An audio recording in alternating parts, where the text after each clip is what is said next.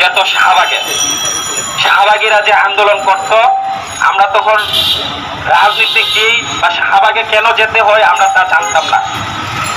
তখনই আমি যখন দেখলাম যে আমার দেশ পত্রিকার সম্পাদক মাহমুদুর রহমান যেভাবে সাহসিকতার সাথে শাহবাগের বিবরণ দিয়েছেন, সেখান থেকে আমরা যারা বিশ্ববিদ্যালয়ে পড়াশোনা করতাম আমরা নতুন করে রাজনীতি করার অনুপ্রেরণা পাই।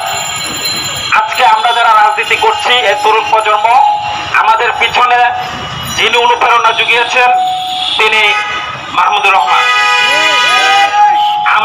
আমি আশ্চর্য হয়েছি, আমরা এতদিন যে লড়াইটা করেছি 5ই অগস্টের আগে, আমাদের অনেক সহযোদ্ধাকে বছরের পর বছর কারাগারে থাকতে হয়েছে, মিথ্যা মামলায় নানানভাবে হয়রানি করা হয়েছে, তাদের মুক্তির জন্য আমরা লড়েছি।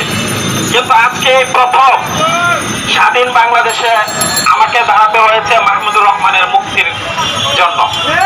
আমাদের লড়াইটা আসলে এরকম হওয়ার কথা না।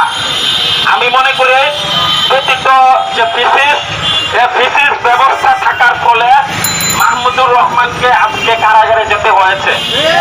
আমরা এই ফিসিস ব্যবস্থা বিলোপের জন্য যিনি ফিসিবাদীর বিরুদ্ধে সর্বপ্রথম কলম তুলেছেন, এই ফিসিবাদী ব্যবস্থা বিলোপ এবং নতুন রাজনৈতিক বন্দোবস্ত চালুর জন্য সাহসী সাংবাদিক মাহমুদুর রহমানকে বড়ই প্রয়োজন। এবং আমরা জানি বাংলাদেশ যে জাতীয় ঐক্য করেছে বৈষম্য বিরোধী ছাত্র আন্দোলন ব্যানারে, দল মত নির্বিশেষে সকল রাজনৈতিক দল এখানে একসাথে আন্দোলন করেছে। এরকম একটি রাজনৈতিক ঐক্যের জন্য মাহমুদুর রহমানকে সামনে রাখতে হবে আমাদের। এবং আমরা জানি আমরা যারা ভারত বিরোধী আন্দোলন করছি দীর্ঘদিন ধরে, আমরা ভারত বিরোধী আন্দোলন একমাত্র যে সংগঠনে আমি দায়িত্ব ছিলাম এবং ভারত বিরোধী আন্দোলন করছি, ভারত বিরোধী আন্দোলনের অন্যতম সৈনিক মাহমুদুর রহমানকে এনে ভারতের সাথে আমাদের যে নানান সমস্যা রয়েছে, যে চুক্তি রয়েছে, যে সমঝোতা রয়েছে, এগুলোর একটি সুন্দর সমাধানের জন্য মাহমুদুর রহমানকে আমাদের সামনে আনা প্রয়োজন।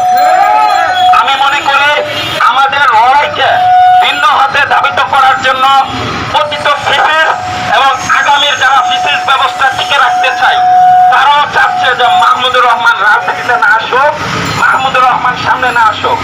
আমরা বলে দিতে চাই যারা ফিসিবাদী ব্যবস্থা টিকে রাখতে চাই অচিরেই আমরা তাদের বিপক্ষে অবস্থান নিব। আমাদের অবস্থান সুস্পষ্ট। আমরা জাতীয় নাগরিক কমিটির পক্ষ থেকে নয়, আমি একজন মাহমুদুর রহমানের লেখা পড়ে আমি অনুপ্রাণিত। আমি রাজনীতির উনার একজন অনুসারী, এজন্য আমি রাজনীতিতে এসেছি। সেজন্য আমি এর পরিচয় এসেছি একজন সাধারণ নাগরিক হিসাবে। ধন্যবাদ সকলকে।